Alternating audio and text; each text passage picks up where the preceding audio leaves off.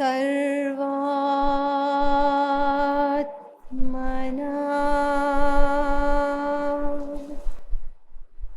प्रपन्नाहं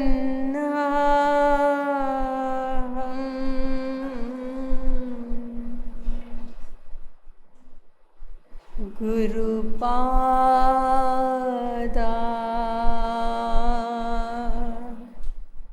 रविन्दयो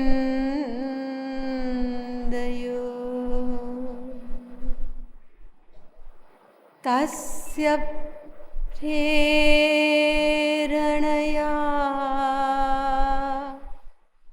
तस्य दिव्यादेशं वदाम्यहम्।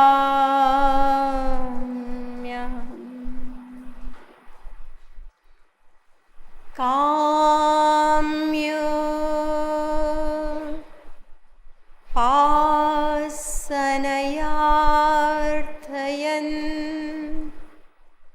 त्यनुदिनं किञ्चित् फलं स्वेप्सितम्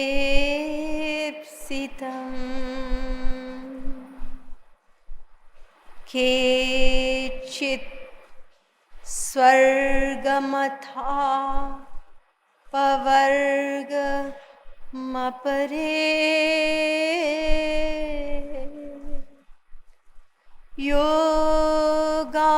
योगादि यज्ञादिभिः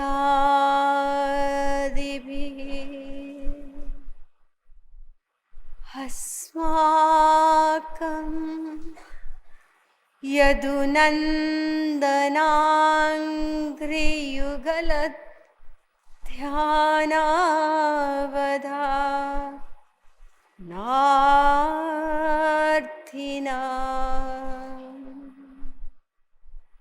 किं लोके नदमेन किं नृपतिना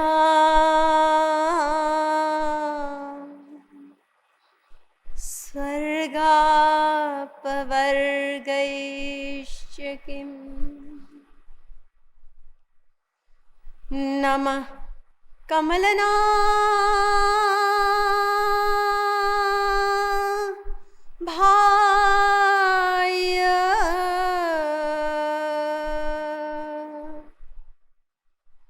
नमः कमलमालिने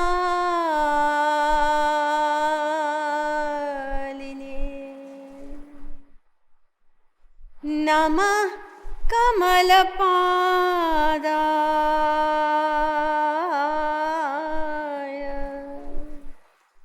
नमस्ते कमलेक्षण।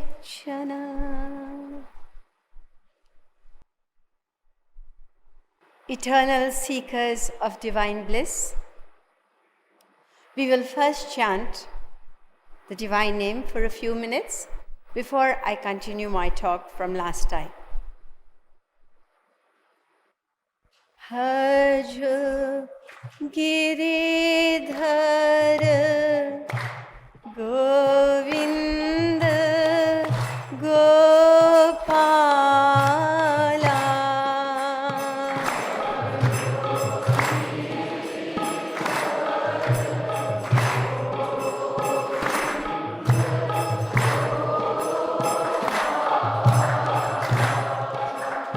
Bhaj Giridhar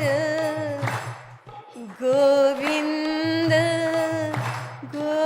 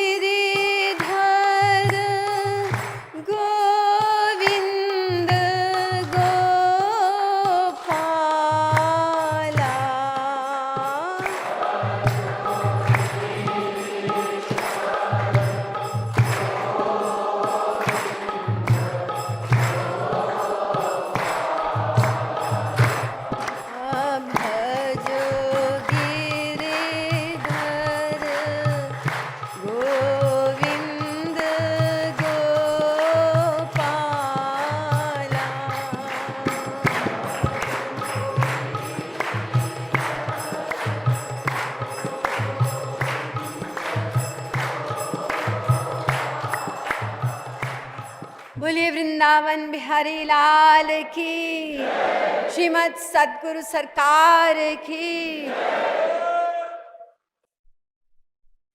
In my last talk,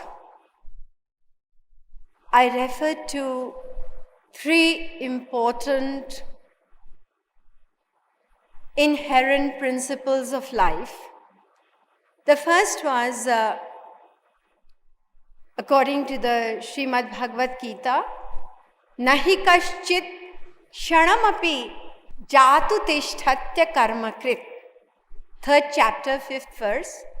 It says that we cannot remain inactive even for a fraction of a second. The second law was prayojanam manuddishya mandopi na pravartate. Darshan Shastra. Whatever action we perform, it has a purpose. It has an aim behind it. We cannot perform any action without an aim or a purpose. And thirdly, although it appears that we perform multifarious actions in our human life, and considering the fact that there are innumerable universes, innumerable beings, there should be innumerable purposes of actions, but it is not so. There is only one motive, one aim behind all the actions that we witness in this material world. We may laugh, we may cry, we may sit, we may stand, we may sleep, we may stay awake, we may talk, we may be silent, we may marry, we may divorce, we may murder, we may abuse, or we may love. Whatever we do, the purpose behind it is only one. The universal goal is that of happiness.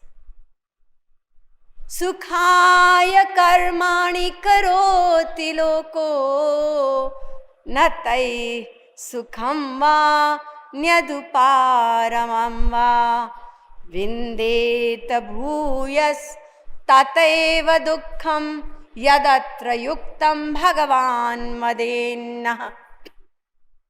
3rd canto, 5th chapter, 2nd verse of the Bhagavad Puran. Now we had an unfinished question last time. There were some philosophers who opposed this one goal of happiness, and they said, we don't accept that there is only one goal. There are some other universal goals of life apart from happiness. Let us listen to what they have to say. One goal mentioned by philosophers is that everyone has a desire to live. No one wants to die. The very name of death, we become restless. We become fearful. It's surprising though, because every morning is followed by night, isn't it? It happens every day. In the same way, we know that after birth, there is one thing which is absolutely sure, it's inevitable, and that's death. And yet, we all fear death. No one wants to die. Now you might say, yes, I do know people who want to die or who've died on their own accord. People commit suicide. We'll talk about that later. But we are talking about the majority. No one wants to die. There is a story of an old woodcutter. He had gone to the forest to chop wood. He used to do it every day. His children were very lazy, so he had to do the job. He cut this wood, tied it up into a bundle, and he was walking home. It was very, very hot.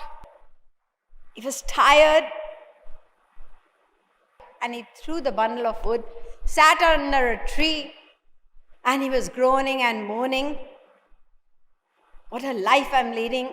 My children don't care for me. Not even death.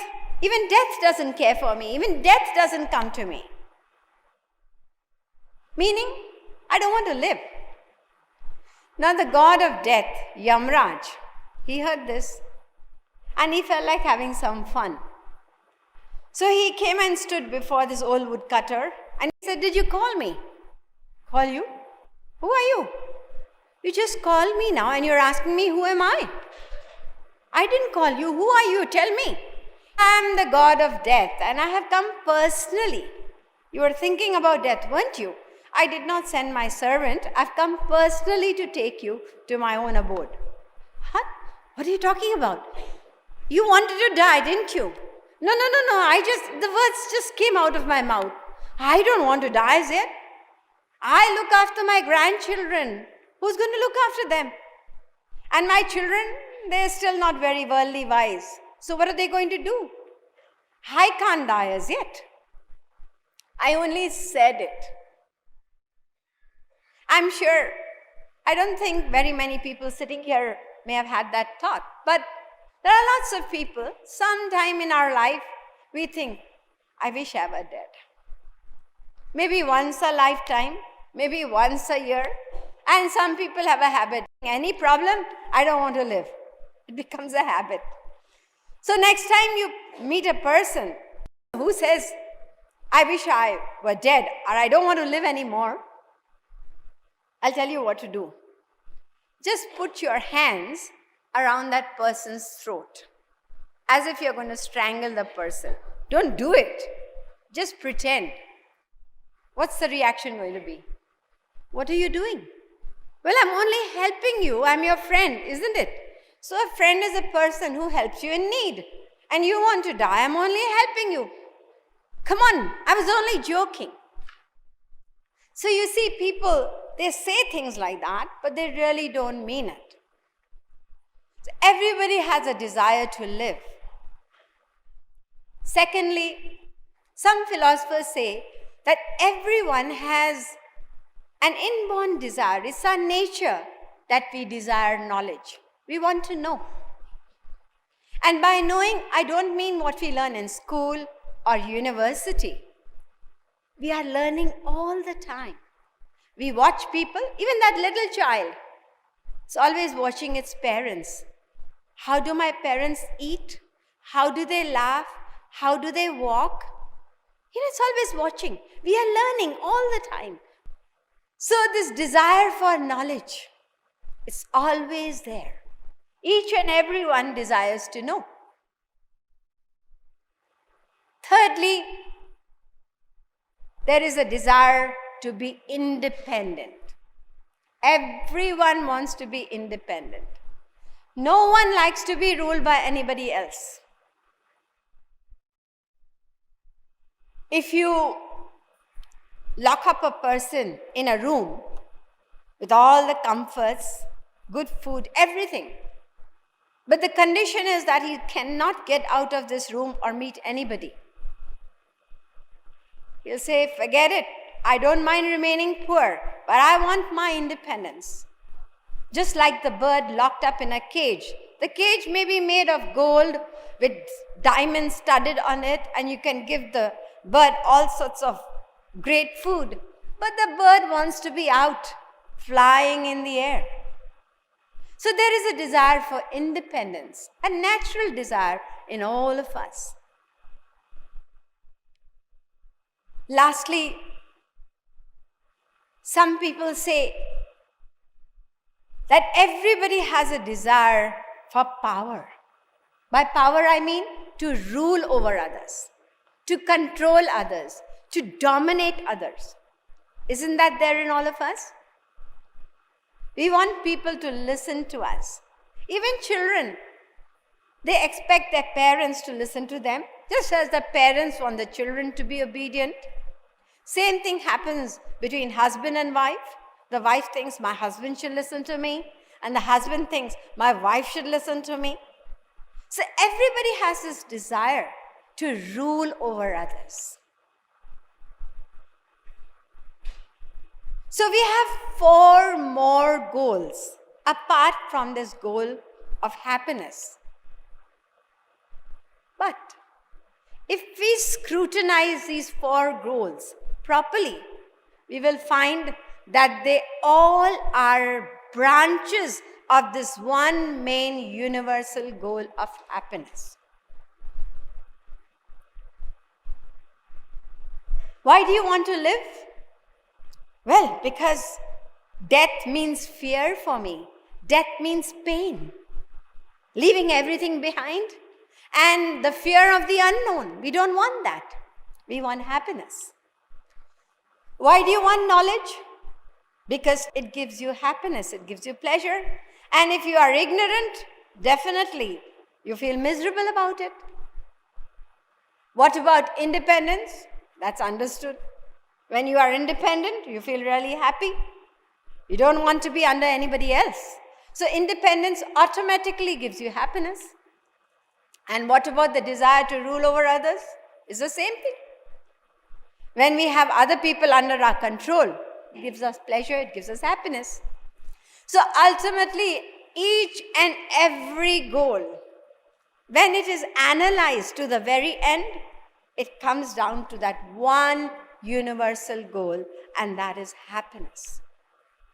Right from the tiny little ant to the creator Brahma, each and every living being seeks only one thing, and that is perfect happiness. We never think about it. Just imagine 8.4 million species of living beings. There's such a disparity, such a variety in the world.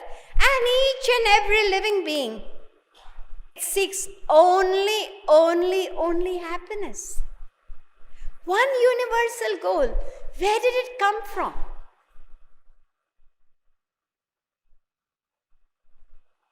There are some creatures that live in water. There are some that fly in the air. Some live both on land and in water. Some can live only on the land. Such a variety. Some creatures have 2 legs. Some have 4, some have 6, some have 50, some have 100, some have even 1,000 legs. And there are creatures that have no feet as well. So much difference in the appearance in the body. If we take even one category, that's human beings, no 2 people, there are about 7 billion people today, roughly, no 2 people look exactly alike. Even twins, they don't look exactly alike.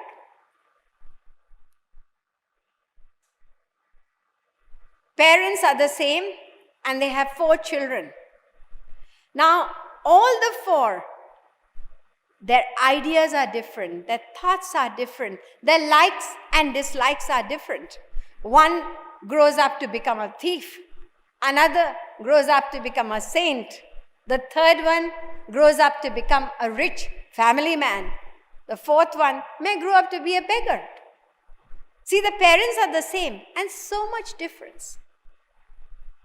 I don't know whether you know, but even the thumbprint of 2 people in this world is not exactly alike. Our thumbs just look the same, don't they? But the print, it's all different. Just think what a mastermind must be who has created us. All authentic documents, apart from signatures, they also take your thumbprint. You can forge people's signatures, but you can't forge thumbprints. So no 2 thumbprints are exactly alike. You will be surprised to know that even 2 leaves of the same tree are not exactly alike. And yet, there is just one goal. One universal goal. All the living beings have no second goal, only happiness. We must get to the bottom of this, because in this lies the mystery of our life and attainment of true peace and happiness. Who taught us to desire happiness? Did we read it anywhere? Did your parents teach you, my dear child, desire only happiness in your life, never make unhappiness your goal? Did any parent tell you that? Did you tell your children that? No. This goal is there within us. Nobody taught us. We've never read it anywhere. And yet, the inborn desire for happiness is there in each and every one. Such a big knowledge. Where did it come from?